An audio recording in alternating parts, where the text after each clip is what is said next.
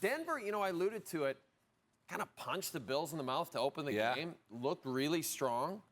But then Buffalo just kind of controlled it from there. How'd they do that? They did. And to me, it was Buffalo's run game, you know, especially in that first half and the second. They just were able to control the game time of possession-wise. And also on the third downs, I thought a lot of them were third and manageable. And you got to tip your cap to Cook. You also got to tip your cap to this offensive line. I didn't think Cook really got touched a ton. You know, you watch some of these plays here, and this one, he's getting that extra yards, but then look at these guys. They're coming. It's like bulls on parade. I thought that there was a ton of run plays where Cook just absolutely balled out.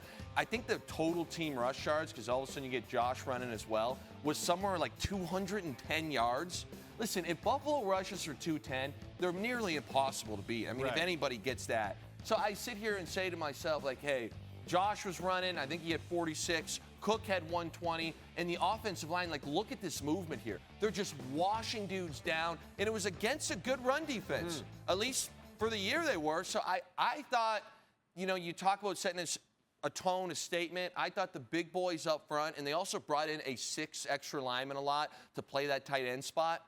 They basically said, hey, we're going to push you around. You came to our building, and you're going to feel it. And I promise you, Denver's defense, they're going to feel it for this week. And, you know, we can talk about defense. We can talk about O-lines. We can talk about everything else other than the 2 potential MVPs. But that's what everyone's going to be talking about this week, Luke.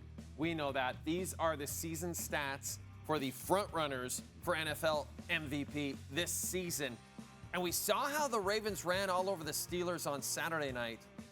What's the key, in your opinion, for Buffalo in this upcoming divisional round matchup? So I would say try and establish a run game. You know, my first point, the Broncos' run defense gave up 3.9. They're number 2 in the NFL. Well, now they're playing the number 1 defense with the Ravens, who have given up 3.6. But on the other side, you've got to find a way to stop the run game of the Ravens. And the key for me is going to be Ed Oliver. But outside of that, it's really an all-hands-on-deck situation. My thing is, you got Lamar and you got Derrick Henry. It's going to be, again, such a task to stop those guys from running the football. It's wild. But it's your best chance. Your best chance is to try and make Lamar beat you with his arm, which he still can. He can beat anyone. It's not a shot, Bills fans. Okay? But to me, if you can get into a shootout where it's Lamar throwing the ball versus Josh throwing the ball, you're in a good position. Right.